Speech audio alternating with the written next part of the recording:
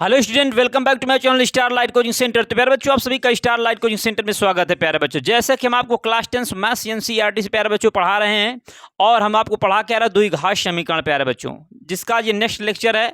तो मुझे पूर्ण विश्वास आप इसके पहले जो लेक्चर था उसे देख करके आए होंगे और कंटिन्यू क्लास को देखते रहिए, मत रोकिए। वीडियो थोड़ा देखिए ना, तभी तो आपको समझ में आएगा। अभी तो आप चल दिए तुरंत स्किप करके, वीडियो को रोकिए, आराम से देखिए, शुरू से अंत तक देखिए, आपको 100% समझ में आएगा। ठीक है, कुछ नया आपको सीखने को मिलेगा और जो भी सवाल बताएंगे एक अच्छे मेथड से बताएंगे, आपको भूलने भी नहीं देंगे। मैथमेटिक्स में हम आपको जीरो से हीरो बनाएंगे। ठीक है प्यारे बच्चों, तो चलिए देरी न करते सेशन की शुरुआत करते। वीडियो को जिससे शेयर करिएगा, चैनल को सब्सक्राइब करिएगा, जिससे किसी भी क्लास को हम अपलोड करें सबसे पहले उसका नोटिफिकेशन आप तक आए प्यारे बच्चों। ठीक है, तो क्या करेंगे भाई, सेशन की शुरुआत करेंगे, इस क्लास की शुरुआत करेंगे और बहुत अच्छी तरह से हम आपको सवाल बताएंगे। तो फर्स्ट सवाल तो देखिए, सबसे पहले हम आपको थोड़ा बेसिक कुछ बातें उसको बता देते हैं, इसके बाद हम क्वेश्चन में आते हैं। ठीक है, तो बेसिक बातें क्या है उनके विषय में थोड़ा डिस्कस करेंगे प्यारे बच्चों। ठीक है, तो चलिए कुछ हम आपको बताएंगे। जैसे कभी कभी देखे होंगे कि धनात्मक पूर्णांक कोई कहता है, कोई धनात्मक सम पूर्णांक, कोई धनात्मक विषम पूर्णांक कहता है, तो इस पर कंफ्यूजन होता है। मतलब कह दे कि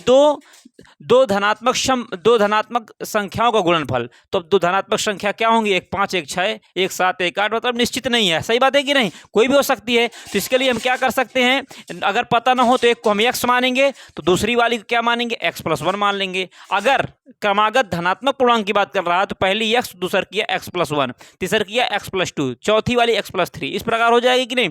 लेकिन अगर क्रमागत सम पूर्णांक कह दे तब क्या करोगे, क्रमागत विषम पूर्णांक कह दे तब क्या करोगे, इन दोनों गुणनफल। तो इसके लिए हम आपको क्या करने जा रहे हैं, आप कुछ बेसिक बातें बता दें, इसके बाद हम क्या करते हैं, आपको सवाल की ओर ले चलते हैं। ठीक है, देखिए भाई, बेसिक बात यह है कि मान लो कि बेसिक जो बात है, बेसिक ये है, आ जाए क्या आ जाए, नंबर 1।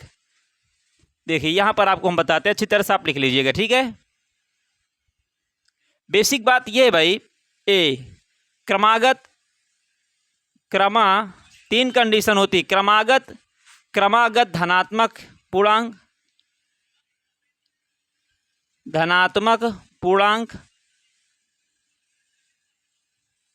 और क्रमागत बी नंबर, क्रमागत धनात्मक सम पूर्णांक, क्रमागत सम पूर्णांक कह सकते हैं, क्रमागत सम पूर्णांक। ठीक है, क्रमागत सम धनात्मक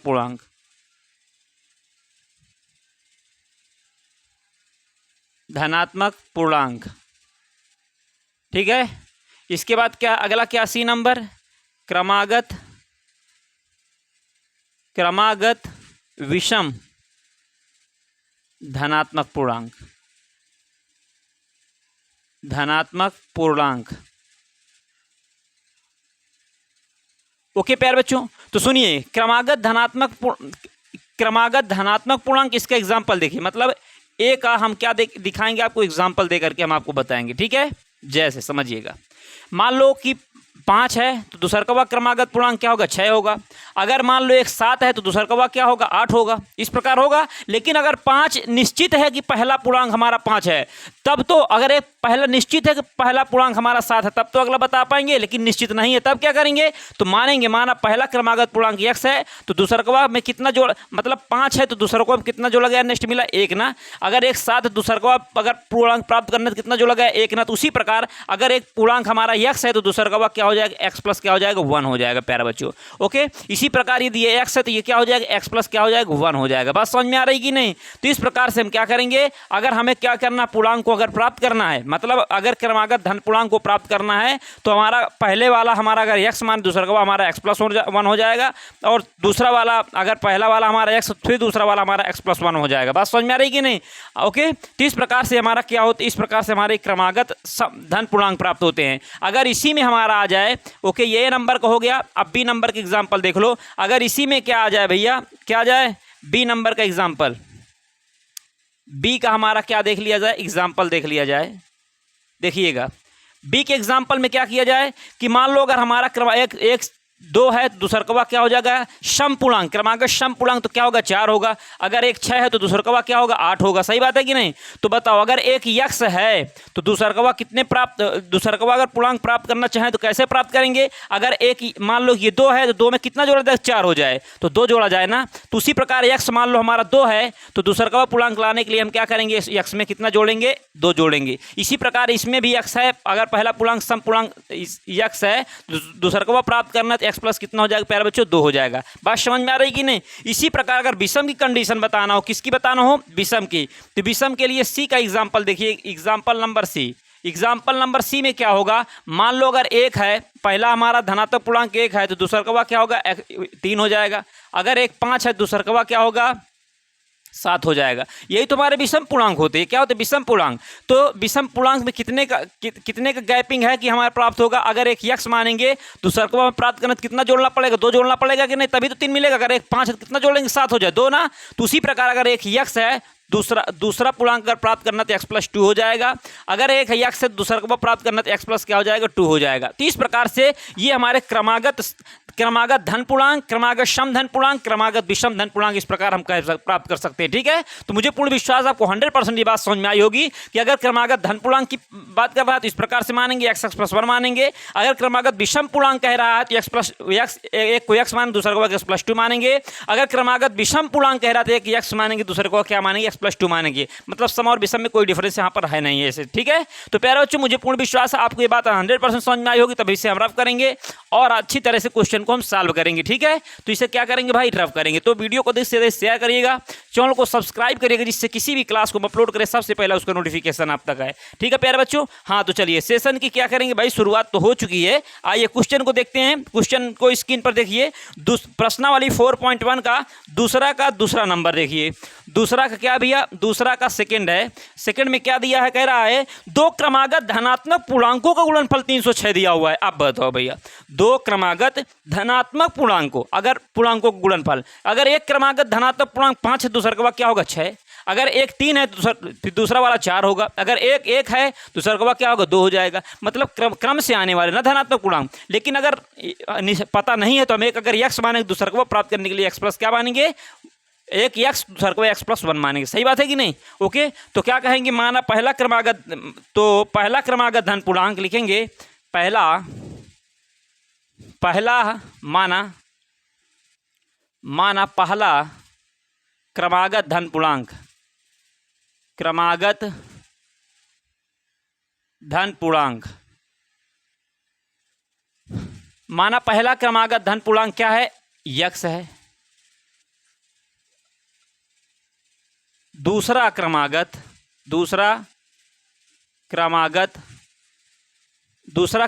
धन पूर्णांक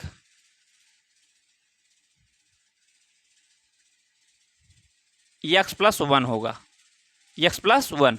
अब देखिए एक हमारा यक्ष दूसरा का x+1 हो गया, कह रहा है इनका गुणनफल 306 है और इसमें निर्देश क्या कह रहा है, निम्न स्थितियों को द्विघात समीकरण के रूप में व्यक्त करिए। बस इनका द्विघात समीकरण के रूप में व्यक्त करना है, बस हो गया। ठीक है प्यारे बच्चों, जिसमें दोनों पूर्णांकों गुणनफल कितना दिया 306 दिया है। तो बताओ प्रश्नानुसार क्या करोगे, प्रश्नानुसार क्या हो जाएगा भैया, प्रश्नानुसार x हो जाएगा और दूसरा का क्या हो जाएगा, दूसरा का पूर्णांक हमारा x+1। इन दोनों का गुणनफल कितना दिया 306 दिया है। तो x का x में करवाएंगे तो x², फिर x का 1 में करवाएंगे तो ऐसे करना x बराबर 306 हो जाएगा। ये इधर आएगा तो क्या हो जाएगा x² प्लस का x माइनस का 306 बराबर कितना हो जाएगा 0 हो जाएगा कि नहीं। तो इस प्रकार से प्यारे बच्चों लिखेंगे, चूंकि इस समीकरण में चर की अधिकतम घात, चूंकि इस समीकरण में चर की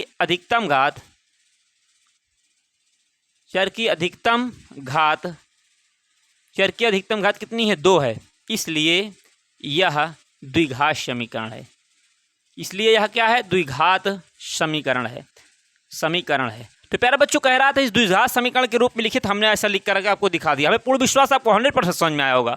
अगर ना आया दोबारा एक बार देख लीजिएगा फिर समझ में आ जाएगा आपको। ठीक है, हमने क्या कहा, पहला क्रमागत धनात्मक पूर्णांक x, दूसरा क्या मान लिए x+1। फिर दोनों का गुणनफल 306 कह रहा था तो दोनों गुणनफल कर दिए, आपस में गुणा करा करके हमने इस प्रकार का क्या किया, एक समीकरण प्राप्त कर लिया जिसमें चर की अधिकतम घात कितनी 2, इसलिए हमारा द्विघात समीकरण है। इसी की श्रृंखला में हम क्वेश्चन नंबर क्या करेंगे भाई, इसका हम क्या देखेंगे, इसका थर्ड देखेंगे, दूसरा का थर्ड देखेंगे। तो देखिए क्या कह रहा है, स्क्रीन पर देखिए भाई, रोहन की माँ उससे 26 वर्ष बड़ी है। अब बताओ रोहन अगर रोहन इस समय मतलब कि 1 वर्ष का है तो उसकी माँ कितने वर्ष की हो जाएगी, 27 वर्ष की हो जाएगी। ओके, चूंकि नहीं, रोहन की माँ उससे 26 वर्ष बड़ी है, सही बात है कि नहीं, तो 27 वर्ष हो जाएगी, नहीं बिल्कुल हो जाएगी। अगर वो अगर रोहन की मान ले उम्र कितना, अगर x मान ले तो उसकी माँ की क्या हो जाएगी, x प्लस कितना हो जाएगा, 26 वर्ष हो जाएगा। 26 वर्ष बड़ी है तो मतलब उससे जितनी रोहन की होगी उससे 26 वर्ष बड़ी होगी। बात समझ में आ रही कि नहीं।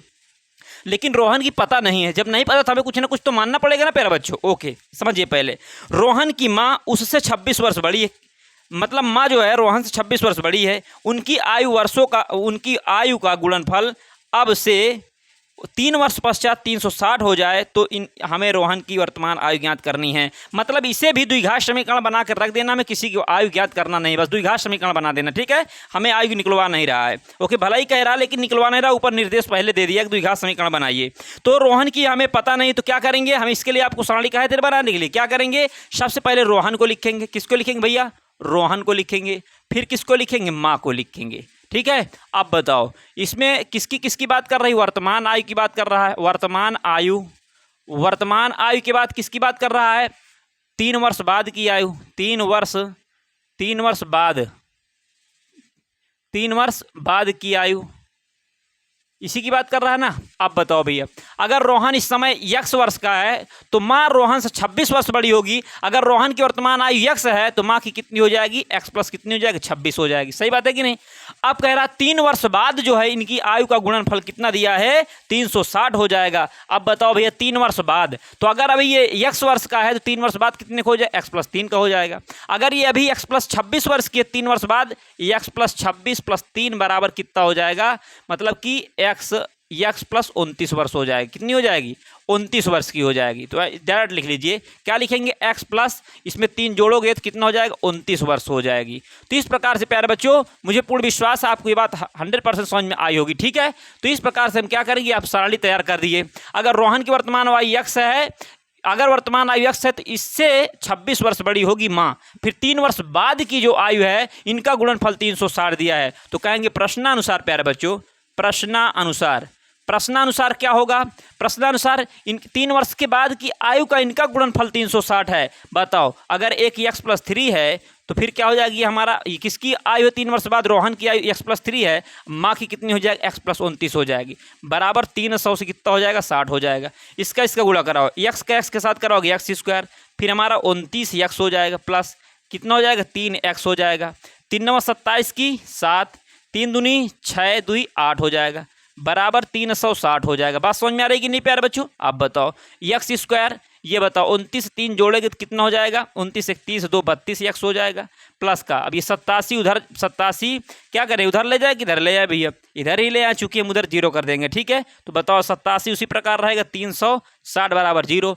अब क्या करोगे, 360 से 87 घटा दो, घटाओगे 10 में 7 गए 3 आ जाएगा, 7 में से 8 घटेगा नहीं, 17 में से 8 गए 9 8 17 फिर 293 हो जाएगा। कितना हो जाएगा भैया, तो ये बताओ x² फिर हमारा 32x और फिर माइनस का कितना हो जाएगा, 293 बराबर कितना हो जाएगा, 0। ओके, 10 में 7 गए 3, फिर 7 बचेगा, 7 में 17 में से 8 गए 9, फिर 2 आ गया, ठीक है। तो बताओ ये हमारा क्या हो गया, ये हमारा द्विघात समीकरण होगा। नीचे लिखना, लिख सकते हो, क्या लिख सकते हो, चूंकि इस समीकरण में चर की अधिकतम घात कितनी है, चूंकि इस समीकरण में चर की अधिकतम घात 2 है, इसलिए हमारा द्विघात समीकरण लिख सकते हो। चूंकि इस समीकरण में चर की अधिकतम घात, चर की मतलब x की अधिकतम घात कितनी है, अधिकतम घात भैया, अधिकतम घात 2 है, इसलिए हमारा द्विघात समीकरण होगा। इसलिए यह द्विघात समीकरण होगा, द्विघात समीकरण होगा। तो प्यारे बच्चों ये पूरी तरह से आपका क्या होगा, आंसर होगा। मुझे पूर्ण विश्वास है सिर्फ आपको 100% समझ में आया होगा। सिर्फ इसमें ये पूछ रहा था कि इसे द्विघात समीकरण के रूप में बनाकर रख दीजिए, हमने बना करके दिखा दिया आपको, ठीक है, निर्देश पहले ही दे दिया था। तो मुझे पूर्ण विश्वास है प्यारे बच्चों आपको 100% बात समझ में आई होगी। अगर फिर भी आपको कोई डाउट है तो दोबारा देख लीजिएगा, कोई भी डाउट नहीं बचेगा। क्योंकि कह रहा था रोहन की वर्तमान आयु से उसकी माँ जो है 26 वर्ष बड़ी है, रोहन की आयु से उसकी माँ 26 वर्ष बड़ी है, तो रोहन की पता नहीं थी तो हमने x मान लिया। फिर इसमें क्या किया, 26 वर्ष बड़ी है तो इसमें x 26 जोड़ दिया तो माँ की निकल कर आ गई, ठीक है। अगर मान लो रोहन अगर 1 वर्ष का होता तो माँ कितने को हो जाती, 27 वर्ष की हो जाती कि नहीं, 1 वर्ष बड़ी हो जाती कि नहीं, ओके, 26 वर्ष बड़ी हो जाती कि नहीं। अगर रोहन 1 वर्ष का है, माँ 27 वर्ष की होती तो एक बार तो माँ कितनी 26 वर्ष बड़ी होती कि नहीं। तो और 3 वर्ष बाद की आयु दोनों का, 3 वर्ष की बाद की आयु का दोनों का गुणनफल 360 देते। इस प्रकार हमने टिरफाट 60 समय के चले जैसे को तैसा करके प्यारे बच्चों सॉल्व कर दिए। तो मुझे पूर्ण विश्वास आपको 100% समझ में आएगा। चलिए देरी ना करते हम क्या करते हैं, नेक्स्ट क्वेश्चन की शुरुआत करते हैं। तो इसे क्या करेंगे भाई, रब करेंगे, ठीक है। तो वीडियो को शेयर कर दीजिए जब तक, और मज़ा आ रही होगी ना, मज़ा ना हो पैसा वापस, ठीक है। तो प्यारे बच्चों हम तो फ्री ऑफ कास्ट आपकी तैयारी अभी करवा रहे हैं प्यारे बच्चों, ठीक है, जिसमें अभी आपको कोई भी पेड कोर्स लेने की जरूरत नहीं। हम आपको शुरू से लेकर के अंत तक आपके साथ रहेंगे और मॉडल पेपर तक सॉल्व करवाएंगे प्यारे बच्चों। तो चलिए हम क्या करेंगे, क्वेश्चन नंबर नेक्स्ट को लेंगे। तो क्या करेंगे, नेक्स्ट क्वेश्चन को लेंगे, ठीक है। तो नेक्स्ट क्वेश्चन क्या है, स्क्रीन पर देखिए भैया, स्क्रीन पर देखिए, कह रहा है एक रेलगाड़ी 480 किलोमीटर की दूरी समान चाल से तय करती है भैया, ओके। एक रेलगाड़ी 480 किलोमीटर की दूरी समान चाल से तय करती है, एक नियत चाल से तय करती है। यदि इसकी चाल 8 किलोमीटर प्रति घंटा कम हो तो वह उसी दूरी को तय करने में 3 घंटे अधिक लेती है। हमें रेलगाड़ी की चाल ज्ञात करनी है। तो देखिए भैया चौथा नंबर है ये सवाल, क्या है, दूसरा का चौथा।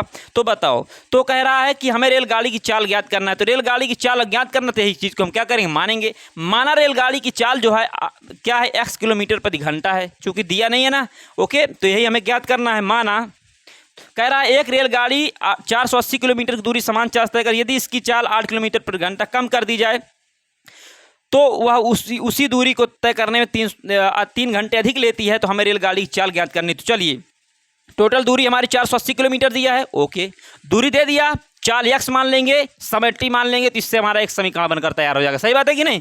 तो हम क्या करें, माना रेलगाड़ी की चाल, माना रेलगाड़ी की चाल x किलोमीटर प्रति घंटा है, x किलोमीटर प्रति क्या है, घंटा है। हमारा रेलगाड़ी की चाल कितनी है, x किलोमीटर प्रति घंटा है, ओके भैया।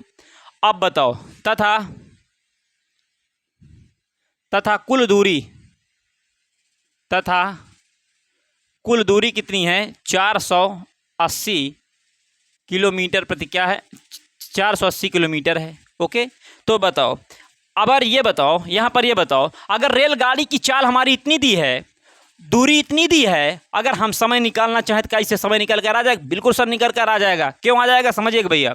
तो बताओ, तो यहाँ पर मान लेंगे समय को, हम क्या करें, कुछ मान सकते हैं क्या, बिल्कुल। माना 480 किलोमीटर दूरी तय करने में लगा समय क्या, टी है, या माना रेलगाड़ी द्वारा दूरी तय करने में लगा समय क्या है, टी है। माना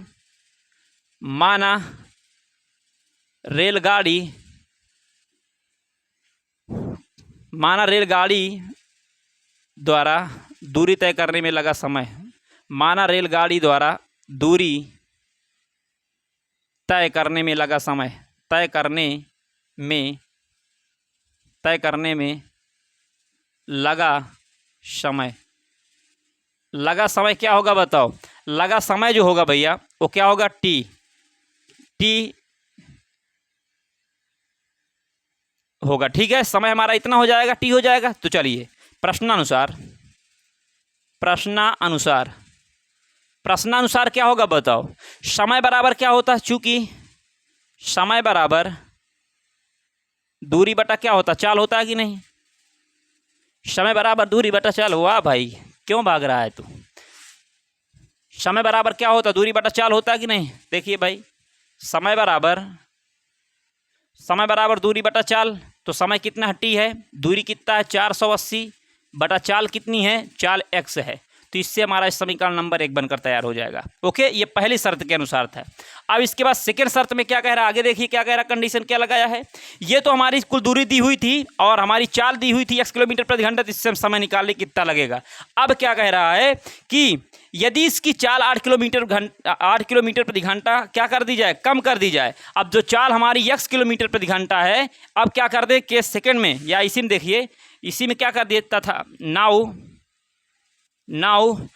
रेलगाड़ी की चाल, नाउ रेल, दिख रहा मिश्रा जी, नाउ रेलगाड़ी की चाल, नाउ रेलगाड़ी की जो चाल है अब x किलोमीटर प्रति घंटा कम कर दी जाए। ठीक है, नहीं दिख रहा, तो x किलोमीटर प्रति घंटा क्या कर दी जाए भैया, कम कर दी जाए। चलिए इधर इसे सॉल्व किए दे रहे हैं, लिखेंगे नाउ यदि नाउ रेलगाड़ी की चाल क्या कर दी जाए, 8 घंटा किलोमीटर प्रति घंटा कम कर दी जाए। तो बताओ, अगर अब x है तो 8 किलोमीटर प्रति घंटा कम करना, तो x से 8 घटा देंगे ना। नाउ रेलगाड़ी की चाल, नाउ रेलगाड़ी की चाल कितनी हो जाएगी, x माइनस का 8 किलोमीटर प्रति क्या हो जाएगी, घंटा हो जाएगी। सही बात है कि नहीं। तो बताओ, अगर रेलगाड़ी की चाल इतनी हो कम कर दी जाए, 8 किलोमीटर प्रति घंटा कम कर दी जाए, तब उसी दूरी को तय करने में 3 घंटे अधिक समय लेती है। दूरी हमारी कितनी है, वही दूरी है, लिखेंगे तथा कुल दूरी हमारी कितनी है भैया, कुल दूरी हमारी 480 किलोमीटर प्रति घंटा ही है। लेकिन ये कुल दूरी होगी, लेकिन समय में परिवर्तन होगा। बताओ, जब हमारी चाल कम होगी, जब चाल की रफ्तार कम होगी तो समय तो अधिक लगेगा ना भाई। तब क्या होगा, तब कह सकते हैं, तब समय क्या हो जाएगा, 3 किलोमीटर प्रति घंटा अधिक लगता है। पहले समय कितना था, इतना था ना, क्या था, 480/x था। ओके, अब इसमें क्या हो रहा है, 3 घंटे अधिक समय लगते हैं। ओके, अब देखिए 3 घंटा अधिक समय लगता है, तब बता रहा है, तब बताओ 3 घंटे अधिक समय लगता है, तब बताओ, तब क्या होगा। समय को हम क्या लिख सकते हैं, समय को हम दूरी बटा क्या लिख सकते हैं, 4 लिख सकते हैं कि नहीं, यहाँ पर बिल्कुल लिख सकते हैं सर। ओके, हमें द्विघात समीकरण ही तो बनाना है, तो ये समय को हम दूरी बटा 4 लिख सकते हैं, बिल्कुल लिख सकते हैं। ये 480/x उसी प्रकार रहेगा, प्लस का 3 उसी प्रकार रहेगा। ओके, तो अब बताओ, अगर इतनी बात हो गई अब, तो बताओ दूरी हमारी कितनी है, दूरी हमारी 480 ही है। चाल कितनी हो गई, चाल हमारी क्या हुई, चाल x - 8 हो गई, x - 8 बराबर कितना हो, जब समय इतना है तब हमारी चाल इतनी है, दूरी इतनी है, तो 480 बटा कितना हो जाएगा, x प्लस का क्या हो जाएगा, 3 हो जाएगा। ये इधर आएगा, तो बताओ कितना हो जाएगा, 480 बटा x - 8 हो जाएगा। ये इधर आएगा तो माइनस का 480 बटा कितना हो जाएगा, x बराबर कितना हो जाएगा, 3 हो जाएगा भैया। ओके, अब इससे हम क्या करेंगे, इससे कॉमन लेंगे। तो बताओ, अगर 480 कॉमन ले लिया जाए तो क्या बचेगा, 1/x - क्या बचेगा, 1/x - 8 बचेगा। सही बात है कि नहीं। यहाँ से भी निकल आएगा माइनस कॉमन, 480 जाएगा तो 1/ क्या हो जाएगा, x हो जाएगा। इसके बाद देखो बराबर कितना हो जाएगा, 3 हो जाएगा। बात समझ में आ रही कि नहीं। ओके प्यारे बच्चों, इसके बाद देखिए, क्यों मिश्रा जी दिखेगा, इधर लिख दे तो। इसके बाद देखिए भाई, अगर इतनी बात समझ में आ गई तो 480 हमारा क्या हो जाएगा, ये गुणा में उधर जाएगा तो भाग में चला जाएगा, तो भाग में जाएगा तो इधर कितना बचेगा, इधर सिर्फ और सिर्फ बचेगा x - 8 बचेगा, और क्या बचेगा भैया, यहाँ पर x बचेगा। सही बात है कि नहीं, x - 8 और x कैल्शियम इतना ही तो होगा। अब ये उधर चला जाएगा तो कितना हो जाएगा, 3 बटा कितना हो जाएगा, 400 कितना हो जाएगा, 80 हो जाएगा। ओके, अब देखिए, अब क्या करेंगे, x - 8 का जब हम इसमें भाग कराएंगे ये एलसीएम में, तो x - 8 चला जाएगा, सिर्फ x बचेगा, तो x से करने में कितना हो जाएगा, x हो जाएगा, फिर माइनस, और फिर x का भाग करवाएंगे इस पूरे में, तो x - 8 बचेगा, तो x माइनस कितना हो जाएगा, यहाँ पर 8 हो जाएगा। बात समझ में आई कि नहीं। ओके प्यारे बच्चों, तो अब देखो यहाँ पर क्या होगा, देखो यहाँ पर x - 8 का भाग कराएगा तो इससे ये कट गया, लेकिन अब इसके बाद एक कितना बचा, x बचा, x का 1 में गुणा करा, x करने में x हो गया। अब माइनस, अब x का इसमें भाग करवाएंगे एलसीएम में, तो x से x कट जाएगा तो x - 8 बचेगा। x - 8 का 1 में गुणा कराएंगे तो x - 8। अब बताओ ये x हो जाएगा, माइनस माइनस क्या, ये माइनस का x हो जाएगा, माइनस माइनस का प्लस 8 हो जाएगा, बटा कितना हो जाएगा, x - 8 और क्या हो जाएगा, x बराबर 3 करने में 3 हो जाएगा, 3 करने में 3, 3 छंग 18 जीरो 100 कितना हो जाएगा 60 हो जाएगा। ठीक है प्यारे बच्चों, अब बताओ ये इससे ये कट गया तो बचा कितना 8 बटा कितना बचा, इसका इसमें गुणा करवा दो तो एक्स स्क्वायर माइनस का 8x हो जाएगा बराबर 100 कितना हो जाएगा 60 हो जाएगा। इसका इसमें गुणा कराएंगे तो कितना आ जाएगा एक्स स्क्वायर माइनस का 8x हो जाएगा। इसके बाद क्या हो जाएगा भैया माइनस का 8x, फिर हमारा क्या होगा बराबर कितना हो जाएगा 8 जीरो जीरो 16 अट्ठे 128 हो जाएगा, 16 अट्ठे 128 1280 हो जाएगा। तो यहाँ से क्या निकल गया एक्स स्क्वायर माइनस का 8x माइनस का 1280 बराबर कितना हो जाएगा 0। यही हमारा क्या है द्विघात समीकरण। क्यों मिश्रा जी दिख रहा है? तो प्यारे बच्चों मुझे पूर्ण विश्वास है आपको 100% समझ में आया होगा। ओके, कोई भी आपको डाउट नहीं होगा। इस समीकरण में चर की अधिकतम घात 2 है, इसलिए हमारा क्या द्विघात समीकरण है। तो प्यारे बच्चों आपको ये क्वेश्चन 100% समझ में आया होगा और मैथमेटिक्स में हम आपको जीरो से हीरो बनाएंगे। बस आपको कंटिन्यू क्लास में बने रहिएगा, ठीक है, और वीडियो को शेयर कर दीजिएगा और लास्ट तक हम आपको तैयारी करवाएंगे। साल मॉडल पेपर सब कुछ सॉल्व करवाएंगे आपको। मैथमेटिक्स में हम आपको जीरो से हीरो बनवाएंगे और आपको हम क्या करेंगे मैथ में आपको 100 में 100 दिलाएंगे। ठीक है प्यारे बच्चों, तो चलिए देरी ना करते हुए इसके हम क्या करेंगे रफ करेंगे और नेक्स्ट क्वेश्चन की शुरुआत करेंगे। ठीक है, तो इसे क्या करेंगे भैया रफ करेंगे और आपको 100% समझ में आया होगा, कोई भी डाउट नहीं होगा। ठीक है, हम ऐसी आपसे उम्मीद करते हैं प्यारे बच्चों। तो क्या करिएगा इस सवाल को फिर से एक बार देख लीजिए, अगर किसी को डाउट हो तो दोबारा देख लीजिएगा, आपको 100% समझ में आ जाएगा। ठीक है, ओके प्यारे बच्चों, अगर ना आए तो कमेंट बॉक्स से कमेंट करिएगा। फिर हम क्या करेंगे फिर इसका हम क्या करेंगे भैया मतलब कि नेक्स्ट वीडियो में आपको इसका सॉल्यूशन उपलब्ध करवाएंगे। तो मिश्रा जी कितना समय हुआ भैया?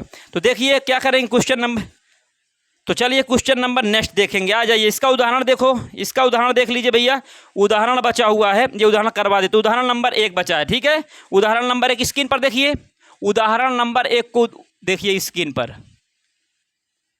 हाँ, तो क्या कह रहा है कि जान और जीवंती दोनों के पास कुल मिलाकर 45 कंचे हैं। अब भैया जान हैं और एक जीवंती हैं, ये दोनों के पास कुल मिलाकर 45 कंचे हैं। ओके सर, यदि दोनों 5-5 कंचे खो देते हैं और अब उनके पास कंचों की संख्या का गुणनफल 124 है, खोने के बाद 124 है उनका गुणनफल।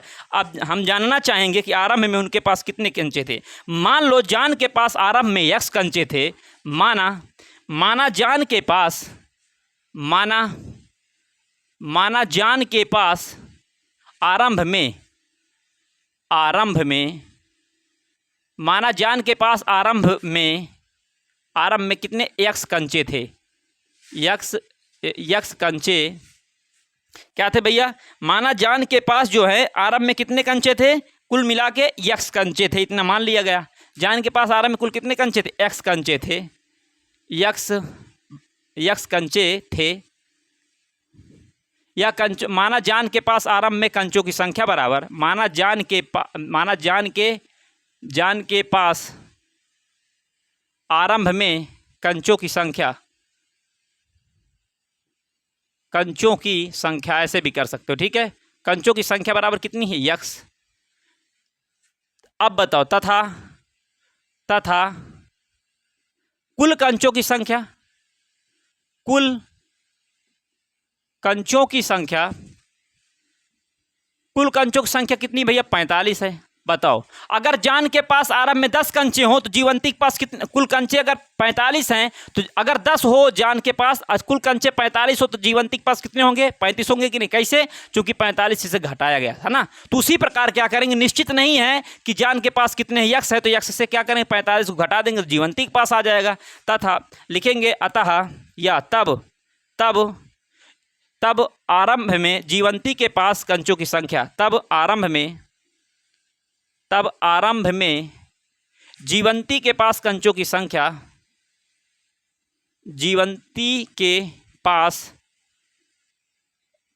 तब आरंभ में जीवंती के पास कंचों की संख्या कितनी हो जाएगी भैया 45 माइनस क्या हो जाएगी x हो जाएगी। बात समझ में आई कि नहीं? प्रश्नानुसार देखिए, प्रश्नानुसार क्या कह रहा है, ध्यान से देखिए।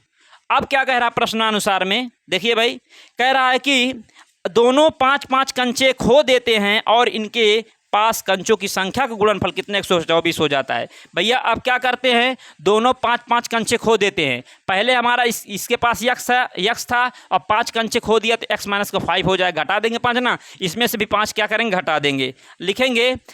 लिखेंगे 5 कंचे खोने के बाद जान के पास कंचों की संख्या। ओके, 5 कंचे खोने के बाद जान के पास कंचों की संख्या, जान के पास कंचों की संख्या, कंचों की संख्या कितनी हो जाएगी? x माइनस का 5 हो जाएगी। सही बात है कि नहीं?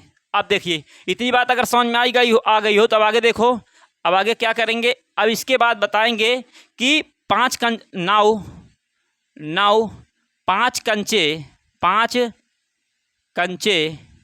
खोने के बाद,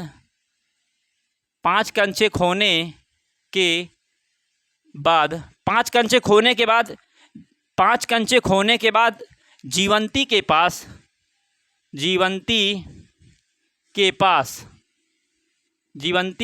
कंचों की संख्या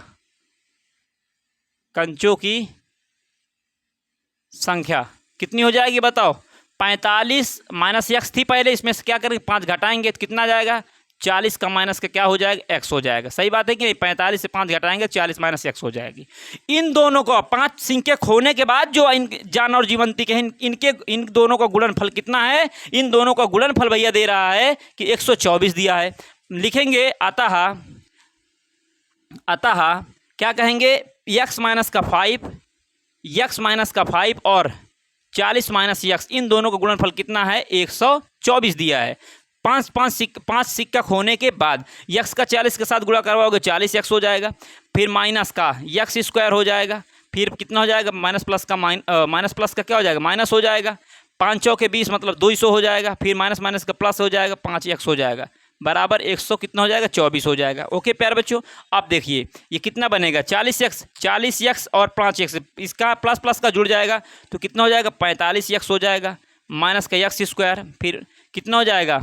इसके बाद ये भैया इधर 124 इधर आएगा, क्या ले आओ इधर इसको 124 को, या उधर ले चलो, क्या करोगे? इधर रहने दो, बराबर कितना? माइनस का x स्क्वायर हो जाएगा 124, ये माइनस का 200 उधर जाएगा, प्लस का कितना हो जाएगा? 200 हो जाएगा। अब बताओ, ये हमारा सब पूरा टर्म्स उधर ले चलो, पहले उसे जोड़ लो। 45x हो जाएगा, माइनस का x स्क्वायर जोड़ो, कितना हो जाएगा? 2 1 324 हो जाएगा। ठीक है, अब ये उधर जाएगा तो क्या हो जाएगा? माइनस का उधर जाएगा तो प्लस का हो जाएगी, प्लस का उधर जाएगा तो माइनस का हो जाएगा, और ये ऑलरेडी प्लस का है ही, तो बराबर कितना बचेगा? 324। तो बताओ भैया, कह रहा था इसे द्विघात समीकरण के रूप में व्यक्त करिए। हमने लिखोगे, क्या लिखोगे? चूंकि इस समीकरण में चर की अधिकतम घात कितनी है? 2 है, तो लिख सकते हो, क्या लिखोगे? चूंकि इस समीकरण में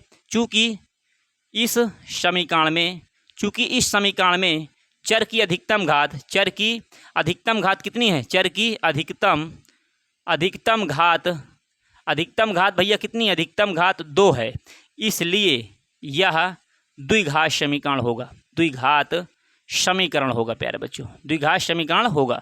तो इस प्रकार से प्यारे बच्चों, मुझे पूर्ण विश्वास आपको 100% क्वेश्चन समझ में आया होगा जान और जीवंती के विषय में। जो क्वेश्चन करवाया गया 100% आपको समझ में आया होगा। कह रहा था जान के पास आरंभ में कंचों की संख्या कितनी है? x है। अगर कुल कंचों की संख्या 45 है तो जीवंती के पास कितनी होगी? तो बताओ भैया, अगर जान के पास 10 हैं, कितने हैं? 10 हैं, कुल 45 है, तो जीवंती के पास कितना हो जाएगा? मतलब 35 हो जाएगा। कैसे निकाले? 45 में से 10 घटाए हो। तो उसी प्रकार अगर जान के पास x है तो जीवंती के पास कितना हो जाएगा? 45 माइनस का x हो जाएगा। क्लियर है कि नहीं? चूंकि कुल कंचों की संख्या कितनी थी? 45 थी, इसलिए अतः या तब आरंभ में जीवंती के पास कंचों की संख्या कितनी हो जाएगी? 45 माइनस x हो जाएगी। ओके प्यारे बच्चों, प्रश्नानुसार 5 कंचे खोने के बाद जान के पास कंचों की संख्या, 5 कंचे खोने के बाद जीवंती के पास कंचों की संख्या, ओके, इन दोनों का गुणनफल 124 दिया था। तो हमने क्या किया? जैसे को तैसा करके प्यारे बच्चों हम द्विघात समीकरण प्राप्त किए। मुझे पूर्ण विश्वास है आपको 100% बात समझ में आई होगी। ओके, तो चलिए इसी की श्रृंखला में क्वेश्चन और बच रहा है, उसको भी देखते हैं, उसको भी हम क्या करते हैं? करवा ही देते भैया। तो इसे क्या कर दे? रब कर दे। समझ में आ रहा है कि नहीं? इसी का उदाहरण नंबर 1 का हमारा एक सेकेंड क्वेश्चन है, ठीक है, उसे भी हम सोच रहे हैं करवा ही दे। क्यों छोड़े भाई उसको? आपके लिए क्यों छोड़े? नहीं तो आपको डाउट होगा ना कि सर बताया ही नहीं है। ओके प्यारे बच्चों, हम ऐसा छोड़ेंगे ही नहीं कि आपको समस्या हो, ठीक है। चलिए प्यारे बच्चों, क्या करें? क्वेश्चन नंबर हम इसका क्या देखें? नेक्स्ट देखेंगे। तो देखिए क्वेश्चन क्या दिया हुआ है। क्वेश्चन ये दिया हुआ है कि एक स्क्रीन पर देखिए क्वेश्चन को, कह रहा है कि एक कुटीर उद्योग एक दिन में कुछ खिलौने निर्मित करता है भैया, निर्माण करता खिलौने का, ठीक है। मतलब उद्योग मतलब एक कुटीर उद्योग एक दिन में कुछ खिलौने निर्मित करता है, लेकिन पता नहीं है। ओके, तो क्या करेंगे, मान लेंगे सही बात है कि नहीं। प्रत्येक खिलौने का मूल्य कितना है, 55 रुपये में से एक दिन में निर्माण किए गए खिलौनों की संख्या को घटाने से प्राप्त होता है भैया। मतलब कि सुनो कि प्रत्येक खिलौने का मूल्य जो है 55 रुपये में से एक दिन में निर्माण किए गए खिलौनों की संख्या घटाने से प्राप्त होता है। मतलब एक दिन में निर्माण किए गए खिलौनों की संख्या यक्स है। तो अगर हमें क्या करना है, तो प्रत्येक खिलौने का मूल्य अगर हमें क्या करना है, प्रत्येक खिलौने का मूल्य अगर हमें निकालना है तो क्या करेंगे, कुल मूल्य में से हम क्या करेंगे, एक दिन में निर्माण किए गए खिलौनों की संख्या घटा देंगे, तब हमारे क्या मिल जाएगा, एक दिन में खिलौने का मूल्य हमें पता चल जाएगा। ठीक है, तो खिलौने की संख्या घटाने से प्राप्त होता है। तो क्या कह रहा है आगे, किसी एक दिन कुल निर्माण लागत किसी एक दिन और कुल निर्माण लागत 750 थी। हम उस दिन निर्माण किए गए खिलौनों की संख्या ज्ञात करना चाहेंगे। ओके प्यारे बच्चों, देखिए इसमें करना क्या है, तो इसमें करेंगे, माना एक कुटीर उद्योग एक दिन में कुछ खिलौने का निर्माण करता है। तो माना एक कुटीर उद्योग एक दिन में यक्स खिलौने का निर्माण करता है। क्या करेंगे, इसे सॉल्व करेंगे, लिखेंगे भैया, माना एक कुटीर उद्योग एक दिन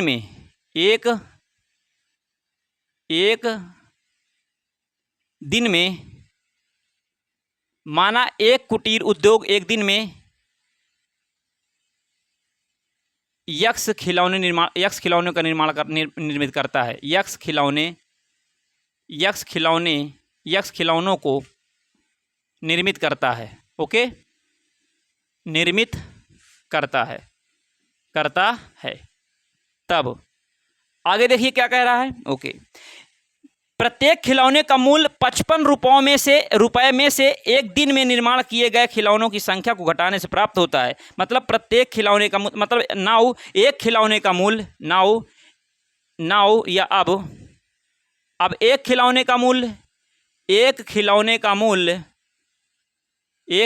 का मूल्य भैया कैसे प्राप्त होता है, एक खिलौने का मूल्य जो है निर्मित किए गए खिलौनों की मतलब कह रहा है कि प्रत्येक खिलौने का मूल्य जो है 55 में से एक दिन में निर्माण किए, मतलब 55 में से अगर क्या करेंगे, एक दिन में निर्माण किए गए खिलौनों की संख्या घटाएंगे तो एक खिलौने का मूल्य प्राप्त होगा। फिर सुनो कि टोटल कितना पैसा, मतलब 55 में से एक दिन में निर्माण किए गए खिलौनों की संख्या घटाओगे तो एक खिलौने का मूल्य आएगा। मतलब कितना आएगा, 55 माइनस का कितना हो जाएगा, यक्स आ जाएगा प्यारे बच्चों।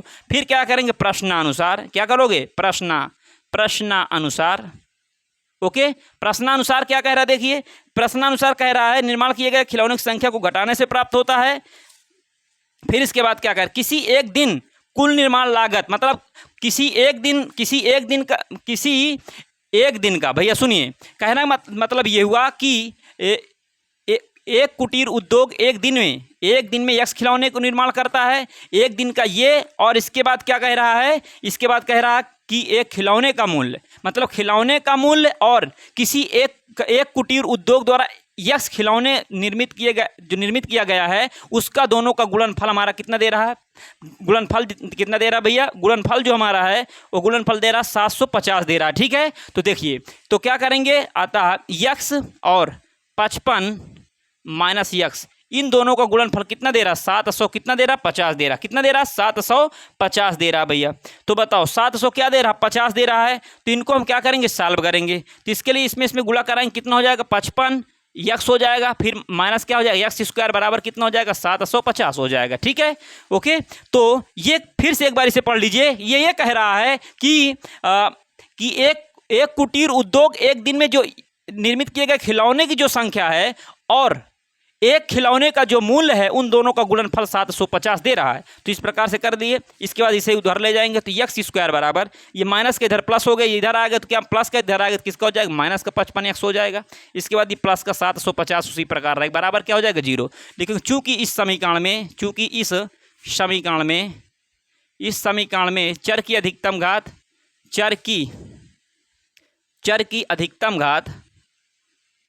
अधिकतम घात कितनी है, 2 है, यह, इसलिए यह द्विघात समीकरण है। इसलिए यह क्या है? द्विघात समीकरण है। क्या है? द्विघात समीकरण है प्यारे बच्चों। तो ये हमारा क्या होगा? फाइनल आंसर होगा। मुझे पूर्ण विश्वास है प्यारे बच्चों आपको ये बात जो है 100% समझ में आई होगी, कोई भी आपको डाउट नहीं होगा। अगर फिर भी कोई डाउट है तो एक बार फिर से इस वीडियो को देख लीजिएगा, आप कोई भी डाउट नहीं होगा, मैं ऐसा आपसे उम्मीद करता हूँ। ठीक है, हमने कोई भी अपनी तरफ से कोशिश नहीं छोड़ी जिससे आपको क्वेश्चन कठिन लगे, हम एकदम ईजी वे में आपको बताने की कोशिश किए। तो वीडियो को दिस से शेयर करिएगा, चैनल को सब्सक्राइब करिए। चलिए मिलते हैं नेक्स्ट वीडियो में। Thanks for watching this video, love you, take care, bye bye प्यारे बच्चों।